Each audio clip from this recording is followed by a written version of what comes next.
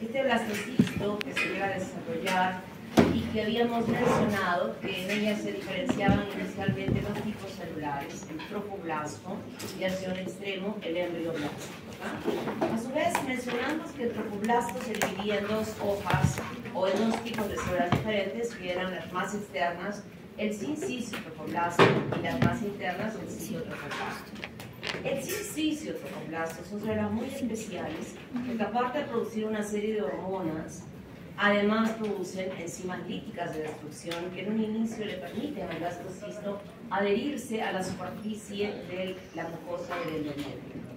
Cuando sucede ello, va luego a permitir que empiece a penetrar en el espesor de la mucosa y va metiéndose, destruyendo el tejido que se encuentra en este endometrio, y esta inclusión dentro de ella hace algo muy importante en todo el resto de la mucosa del endometrio que reviste completamente la cavidad del útero.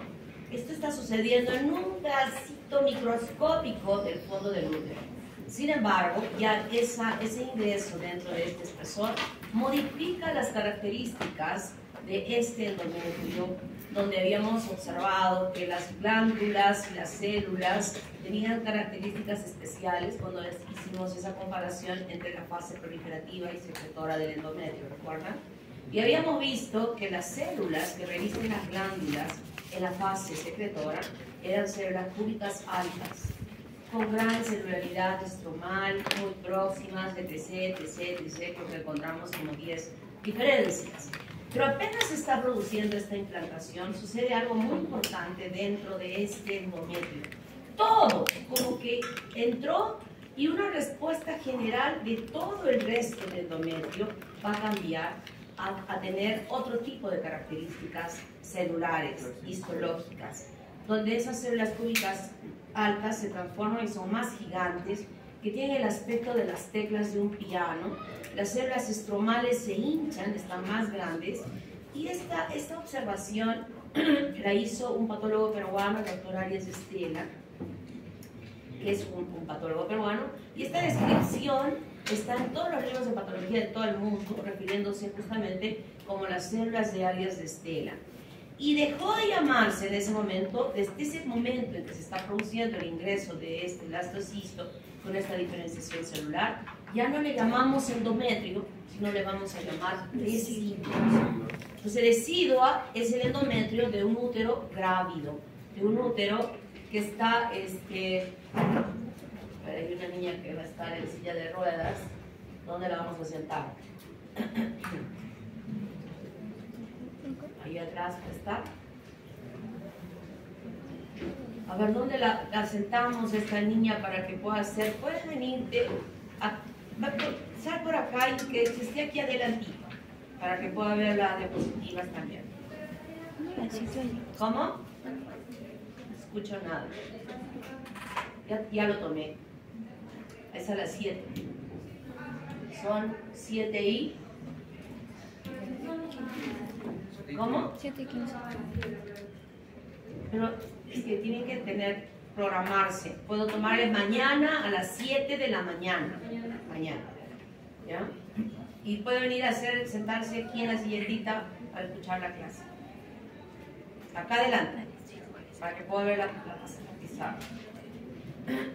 Entonces decía que todo el resto tiene esta reacción decidual, le llamamos a este endometrio como deciduo. Y vamos viendo cómo va penetrando, y estas células enzimas líticas que tiene el sincicio tropoblasto va extendiéndose como una malagua, formando un efecto. Sí tengo otra clase ahora. ¿Cómo? O sea, ahora tengo otra clase. Entonces puedes irte y mañana vienes a las 7. Ya. De 7 de la mañana, 7. Si no, no me alcanza el tiempo para hacer lo que tengo que hacer. Y se van formando estas lagunas que las células o las enzimas líticas van erosionando las glándulas, y estas secreciones van cayendo en estas lagunas. Igual que van erosionando los capilares de la madre, de la circulación sanguínea de la madre, y este contenido va cayendo a estas lagunas. Entonces sigue desarrollándose esto que pasó aquí ya lo hemos conocido, lo hemos estudiado, estamos refiriéndonos a la parte externa de la implantación. Y miren cómo va quedando atrapada en estas lagunas sangre. Y esto va desarrollándose en todo el contorno, y a esto le llamamos nosotros saco coriónico. Esto es lo que se puede medir en la ecografía y determinar indirectamente el tiempo de gestación que pueda tener esa mujer.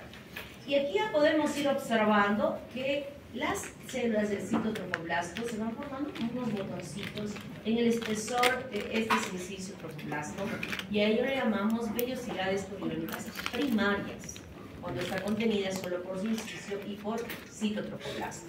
Como vemos, ya se metió completamente en el espesor del embrión, completamente. Lo que no sé si les dije a ustedes que si es que esto desarrollase aquí en la cavidad, fácilmente podría desprenderse y eliminarse, ¿verdad?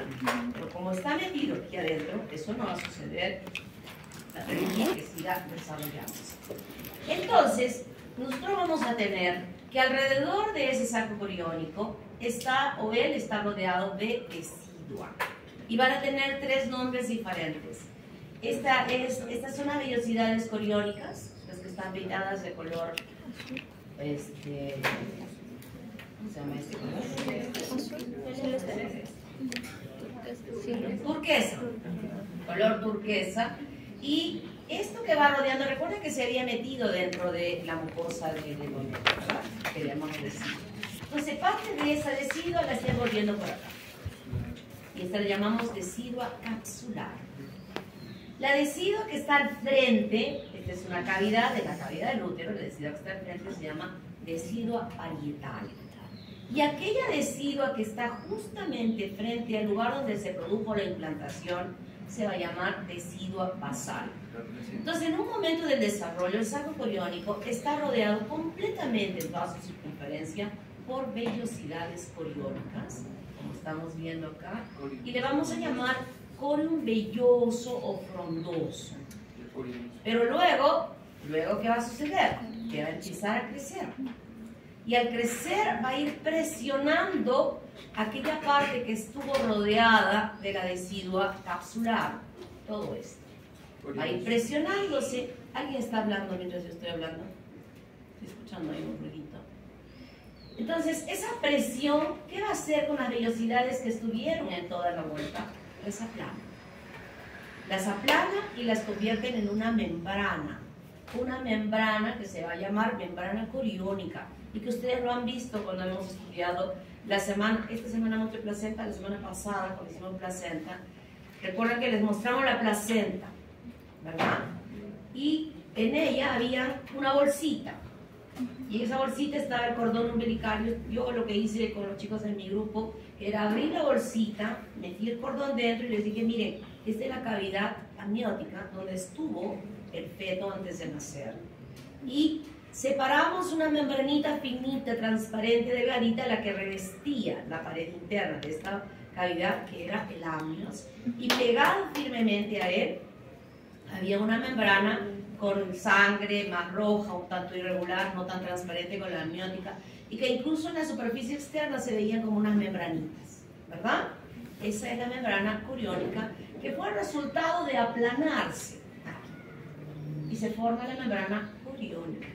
Entonces esta es la decidua capsular. Entonces el crecimiento, ¿qué va a hacer?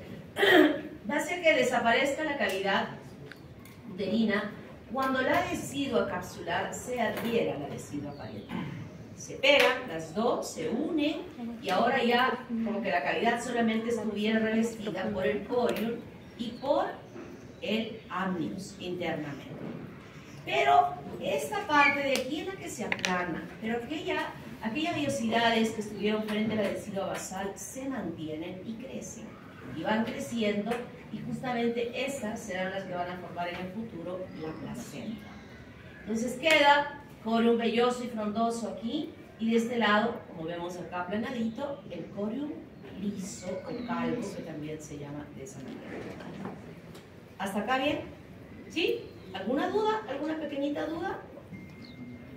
Bueno, creo que está claro.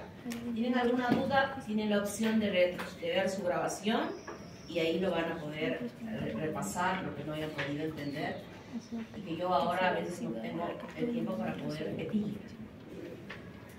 Entonces nosotros vemos que esta cavidad uterina tiene aquí unas glándulas endocervicales, ¿verdad?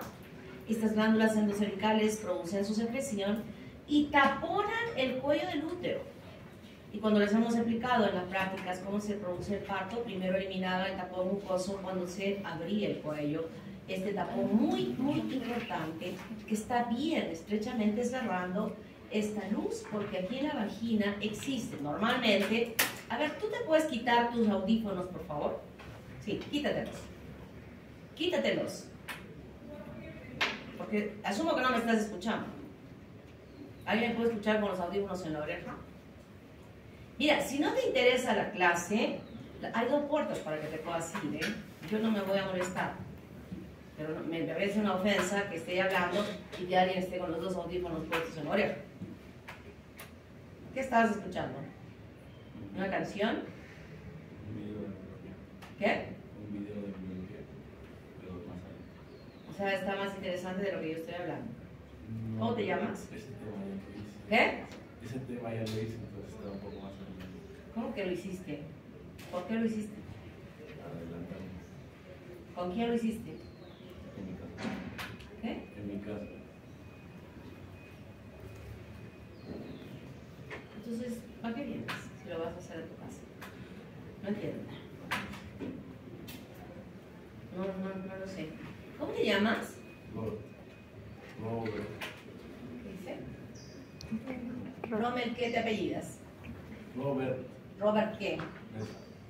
A ver, voy a anotar tu nombre, Robert, para ver cómo van tus evaluaciones, si realmente escuchando en la casa haces mejores exámenes.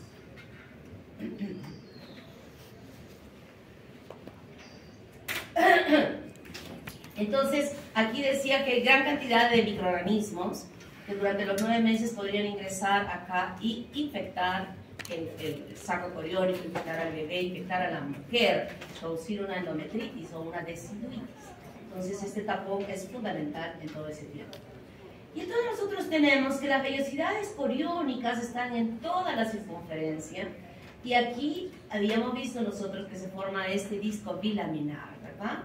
Donde se había formado la cavidad amniótica y el saco uterino. Y que se forma un pedículo de fijación, un pedículo o un tallo conector, que es donde se va a formar el cordón umbilical. Y habíamos visto que aquí se formó una cavidad. ¿Cómo se llama esta cavidad? Celoma extraembrionario. Este celoma extraembrionario va a ser ocupado por el desarrollo del embrión, donde la mayor parte de la cavidad va a ser formada por la cavidad amniótica, lugar donde se va a desarrollar inicialmente el embrión y posteriormente el feto. Miren cómo va creciendo, achicando este espacio, va creciendo, creciendo, creciendo. Recuerden que esta membrana se llama amniótica. Entonces, cuando va creciendo, ahora esta membrana amniótica se va a pegar ¿con quién? Con el corium liso, miren, hasta que finalmente se pegó. Y pegadito al corium liso está la decidua capsular. Y al frente estará pegada a ella, pero la más externa, la decidua Parietal. Y de esa manera es que se forma esta placenta. Esto es lo que están viendo ustedes en la segunda práctica de esta semana. Diversos sacos coriónicos, donde por el formol se visualiza como coliflor, ¿verdad? Las ramificaciones del coliflor. Están viendo todo esto. En algunos de ellos incluso se ha perdido la presencia del embrión y solo está viendo saco coriónico con algunos de los frascos. Y en otro podemos visualizar con la lupa que se les está alcanzando, se puede visualizar la presencia del embrión dentro del saco coriónico. Igual aquí saco coriónico, esta imagen ya la hemos visto perfectamente bien la semana pasada en las prácticas al microscopio. Y esto, ustedes están viendo aquí, que aquí dice estadio 15 de Carnegie. El estadiaje de Carnegie permite observar las características externas del embrión y del feto con las diferentes presentaciones de lo que va desarrollándose y va desarrollándose, y esto hace que podamos decir, de acuerdo a ello, este embrión tiene tantas semanas o este feto tiene tantas semanas porque las características externas que vamos visualizando nos muestran él. Entonces aquí estamos viendo el estadio 15 de Carnegie, que corresponde a las 36 semanas, donde vemos cómo ya el embrioncito ha formado las vesículas del cerebro y cómo está desarrollándose las aletas para formar los miembros superiores e inferiores. Entonces, estas vellosidades coriónicas que sí se han mantenido, no se han aplanado, son las que van a formar la placenta, que está unida al cordón umbilical, donde nosotros vamos a visualizar a dos arterias uterinas de color azul que nos están diciendo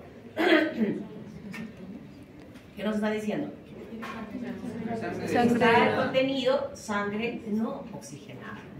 Y la vena umbilical está de color rojo. Cuando decimos vena siempre debería ser con contenido de sangre sin oxígeno, ¿verdad? Pero en este caso estamos viendo una vena de color rojo. ¿Qué significa eso? Significa que a través de ella va a circular la sangre oxigenada desde la placenta hacia el feto o hacia el embrión, donde se está desarrollando el cordón umbilical y que está conectado a nivel de súplico.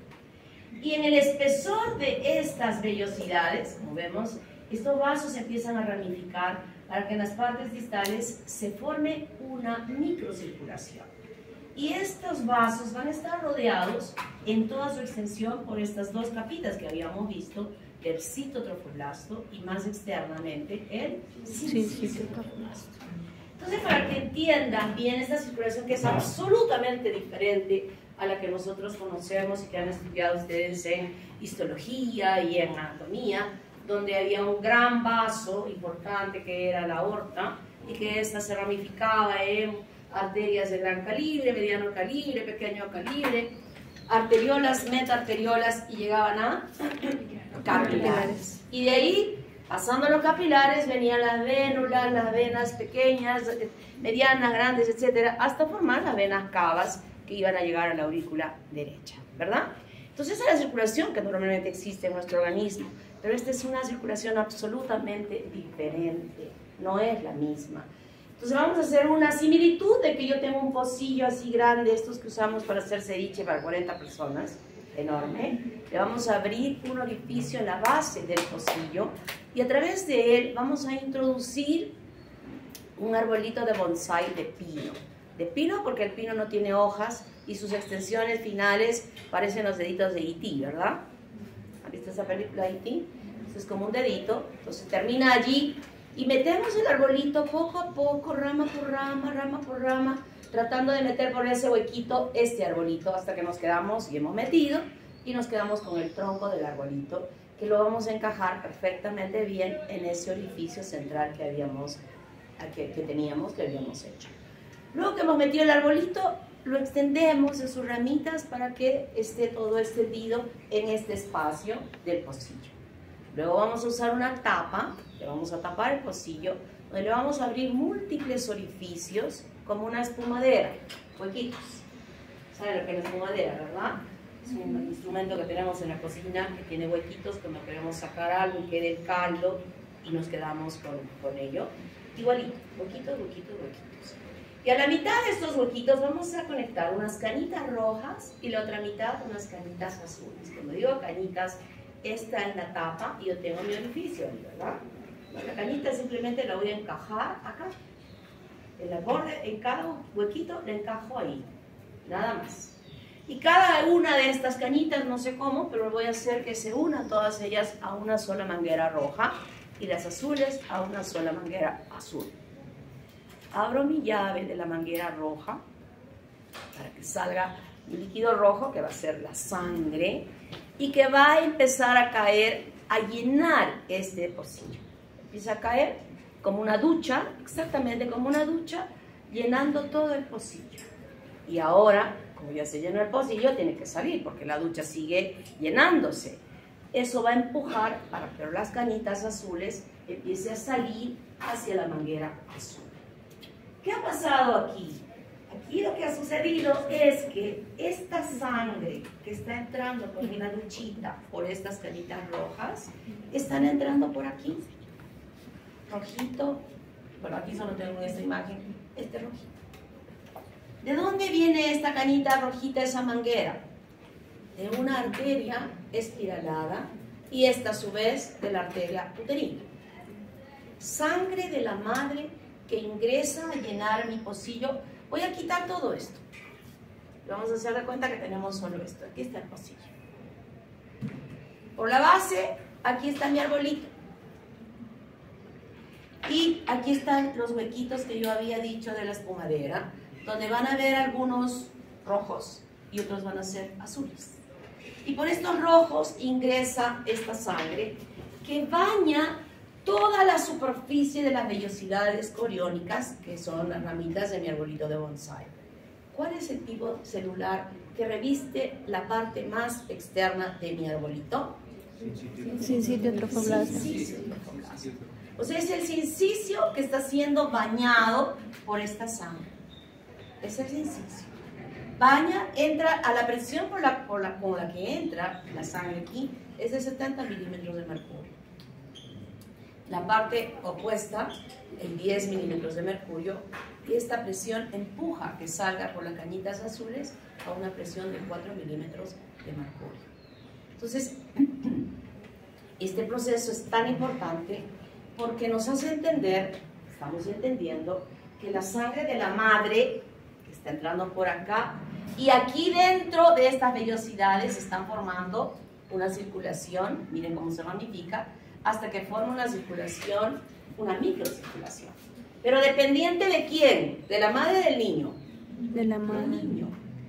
Esto dentro de la vellosidad es del niño. Esta sangre que está entrando es de la madre. Entonces, esta sangre de la madre en ningún momento se mezcla con la sangre del niño. Son circulaciones absolutamente independientes. O sea, no hay que se mezclaron las sangres. Es claro, y entendemos que esa sangre de la madre está trayendo, introduciendo en nuestro pocillo muchos nutrientes, está trayendo oxígeno, está trayendo todo lo que necesita metabólicamente el niño en su desarrollo. De igual manera, ese niño tiene un metabolismo. Y nosotros sabemos que el resultado de todo el funcionamiento de nuestro cuerpo, eliminamos CO2, eliminamos urea, creatinina, ácido úrico, eliminamos muchos desechos que van a ser eliminados hacia el pocillo y que van a ser empujados y eliminados por estas cañitas azules. Pero en ningún momento existe la mezcla de sangre de la madre y el niño. Si en algún momento hubiera habido ese contacto, la madre reconoce a esa sangre como extraña, porque puede ser de otro tipo. Recuerden que la fecundación es el espermatozoide y el óvulo, y la expresión va a ser de ese niño variabilidad de la especie. Significa que va a ser diferente. Y si por alguna razón lo reconoció y es diferente a su sangre, puede empezar a producir anticuerpos. Anticuerpos que sí puede pasar estas paredes, sincicio, cito, mesénquima, membrana basal y endotelio, corresponden a lo que llamamos nosotros barrera placentaria, que son las que van a atravesar todos estos componentes de un lado de la madre al lado del niño y viceversa. Entonces, cuando la madre reconoce por alguna situación, de repente una chica que tuvo un aborto,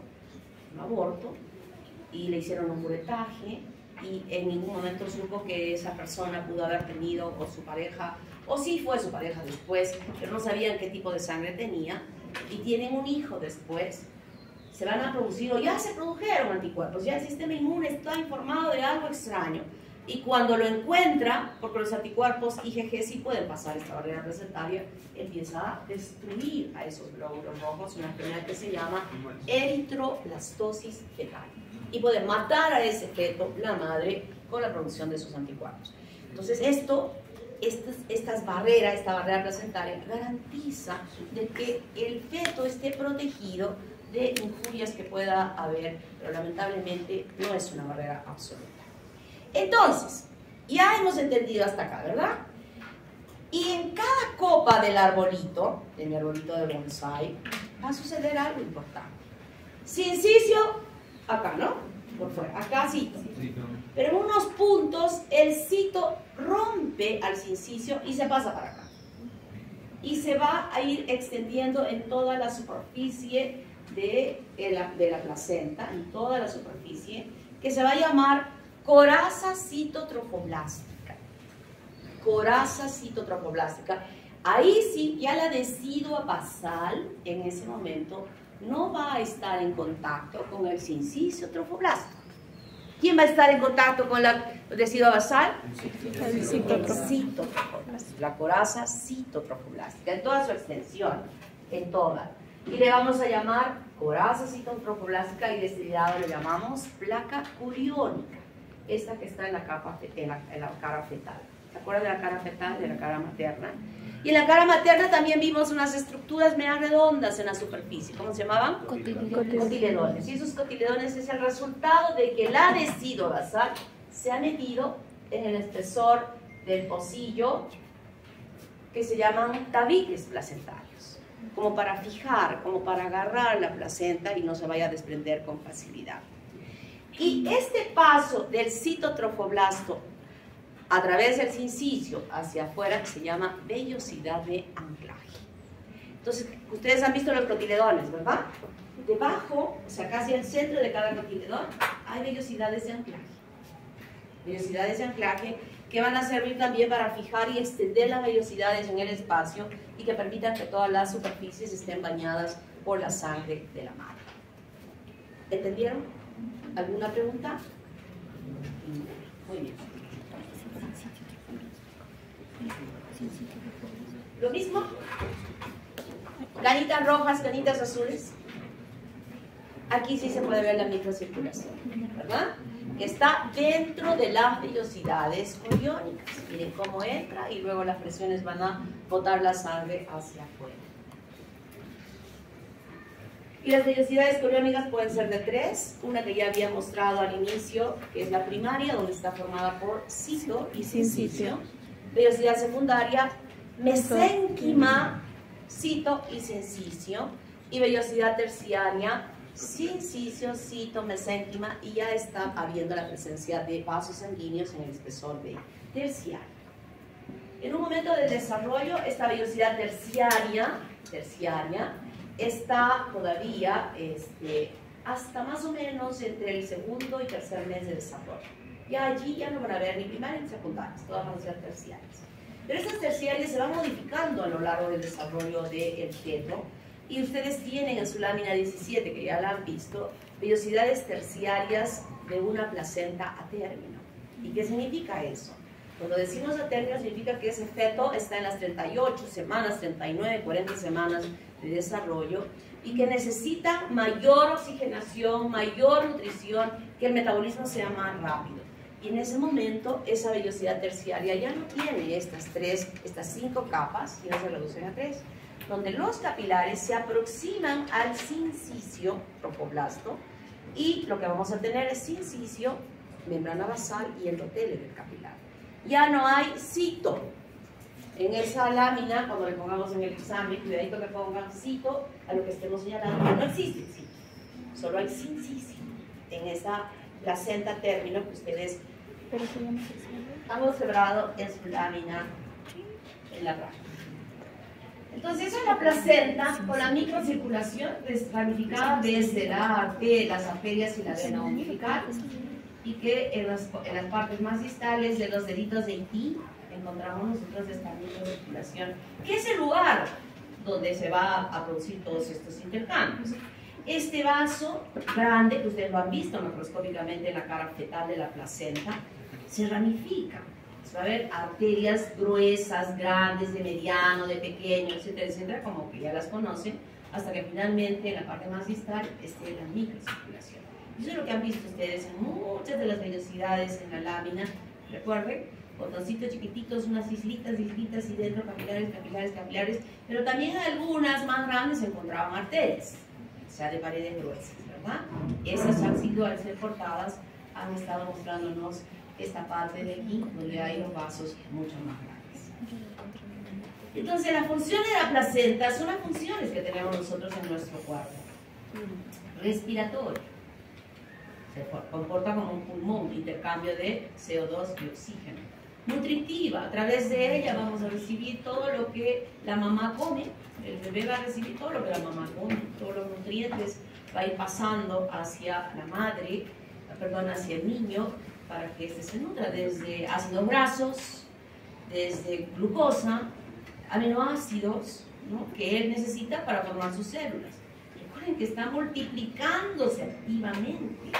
Entonces, para ello necesita todos estos componentes importantes, no solo como fuentes energéticas, sino como fuentes estructurales, para formar células.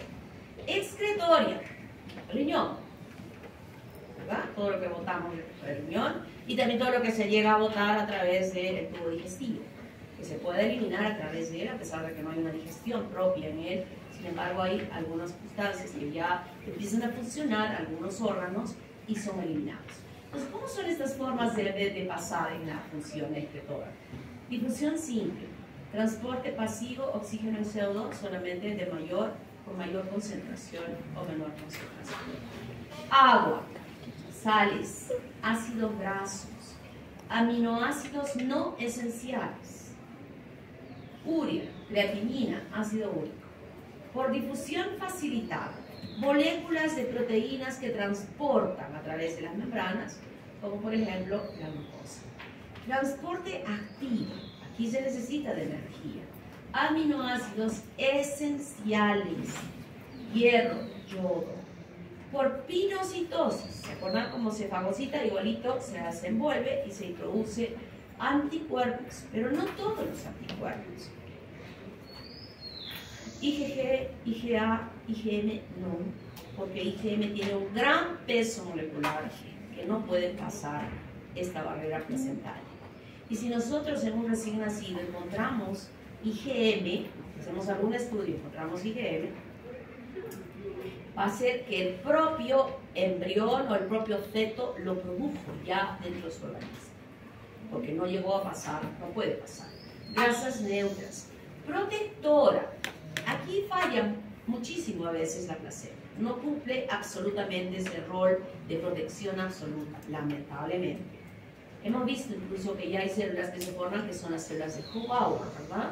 Esos son macrófagos que podríamos estar pensando que ayuden a proteger a ese niño.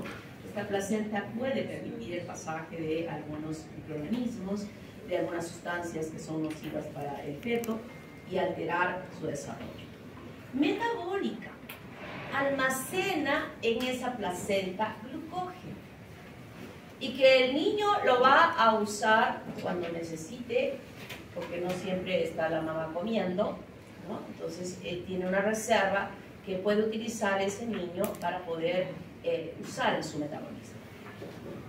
Endocrina, hormona gonadotrófica coriónica, fracción beta también, que es la hormona que se detecta en la mujer cuando está gestando. Su pico máximo es hasta las 8 semanas y de ahí empieza a bajar, pero esta se puede producir con las técnicas actuales y con la instrumentación especial. Incluso se puede saber a la semana. Recuerden que 14 días antes de la menstruación se produjo la ovulación, ¿verdad? Entonces se produjo la ovulación, se produjo la fecundación. Y a la semana de haberse producido la fecundación, a través de algunas técnicas que son obviamente carísimas, se puede determinar si esa mujer ya está embarazada o no, incluso antes de que supuestamente le llegue la menstruación en una semana más, ¿no? Entonces, esta fracción beta es muy importante. Claro, si los títulos son mayores, es más fácil que cuando se toman en la orina, que se puede tomar una semana después de haber no menstruado, ¿no? Ustedes han visto que en las farmacias venden como las que usábamos para saber si teníamos COVID o no, pero se pueden emplear y se puede determinar, pero los títulos de la hormona ya son tan altos que son eliminados y dosados en la orina. Lactógeno placental. Esta es una hormona muy parecida a la prolactina, que lo que hace ya es actuar sobre las glándulas mamarias de la mujer. Normalmente cuando una niña ha ovulado, en estos 14 días, siente que sus glándulas se vuelven más turgentes, más grandes e incluso dolorosas por el edema, ¿verdad? Ese dolor en las mamas se llama mastodinia. Si hay mastodinia, Y luego pasan esos 14 días y las mamás que aguantaron la talla 32 a 34, aunque se desinflan nuevamente, ya no hay dolor. ¿Y eso qué significa? Que no ha habido fecundación y que las glándulas han caído, las 4 hormonas, ¿se acuerdan? No las glándulas, las hormonas, las 4 hormonas han caído y se va a producir la menstruación. Pero en el caso de que esa mujer sí está embarazada, esta turgencia que la va a sentir durante esos 14 días es aún mayor. Y pasaron los 14 días y en vez de que se sienta que han disminuido, se siente que están más turgentes. Ya empieza, desde qué momento ya empieza esa glándula a ir preparándose para la lactancia. Progesterona y estrógeno, importante. A partir del tercer mes de gestación, quien asume la producción de estrógenos y progesterona para mantener la gestación durante el resto de tiempo hasta el nacimiento es la placenta. Y hasta el tercer mes era el cuerpo. Pero desde este tiempo ya no, quien asume es la placenta. Tirotropina, hormona importantísima. Esta tirotropina es una hormona que se parece mucho a la hormona tiroidea, y la hormona tiroidea, que es producida por el mismo feto y es pasada por la madre, también ayuda en forma importante al desarrollo normal de ese producto. Y parte de él se produce en la placenta. Entonces, esta es la barrera placentaria de una placenta término. Ya solamente vemos inciso, el endotelio y la capa basal, donde va a haber este intercambio entre el capilar de la circulación del feto y esta sangre que está ocupando los espacios intervellosos que habíamos visto que ingresaban por las carinas. Y habrá productos de desecho del feto, obviamente, ¿no? CO2, urea, creatinina, ácido úrico. También puede haber otras sustancias como antígenos RBC que son típicos de la sangre que puedan pasar. Puede pasar otros componentes hacia la madre y de la madre pasar al bebé, al feto, lo que no es nocivo para él. Oxígeno, nutrientes, aminoácidos, sales, vitaminas, ácidos grasos, como ya habíamos mencionado, aminoácidos, vitaminas, etcétera, que van pasando del lado materno hacia este lado. Pero lamentablemente, como dije hace un momento, no siempre va a pasar solo lo bueno, sino también puede pasar lo nocivo. El alcohol, si la mamá bebe mucho, si es alcohólica, va a pasar y va a tener repercusiones en el desarrollo de ese feto. CO2, si está en un lugar donde hay una intoxicación por CO2, no solo la madre se va a intoxicar, sino también va a intoxicar al bebé. Pueden pasar venenos, pueden pasar microorganismos como los virus, el herpes, el citomegalovirus, la rubiola, ocasionando daños en el desarrollo. Y también puede pasar el virus del HIV, ocasionando problemas en ese producto. Y un parásito, Toxoplasma aureus. El parásito, ya cuando hablamos de parásito, es una estructura un poco más grande incluso que las bacterias. Y pueden pasar bacterias, pero felizmente también pueden pasar medicamentos que protejan a la madre y puedan proteger al niño si se produce una infección y que esté circulando en la sangre esa bacteria que podría pasar al niño. Puede pasar heparina y todas las sustancias y medicamentos que pueda tener la mujer. Y como dije, inmunoglobulina M no pasa. No pasa, sigue aquí. Entonces nosotros en esta imagen tenemos un saco poliórico donde vemos la parte lisa o calva que se aplanó y de este lado se mantiene el cono frondoso velloso que dará lugar a la formación de la placenta. Y llegamos al momento del parto. Y eso los hemos explicado también en las prácticas, ¿no? Les hemos dicho cómo cuando se produce. Habíamos mencionado que no se sabe cuál es que estimule a que la oxitocina sea liberada para que produzca la contracción de la musculatura uterina, ¿verdad? Algo debe haber. Hasta ahora no se ha podido determinar exactamente qué es que hace que este niño nazca. porque a veces incluso los niños se pasaron del tiempo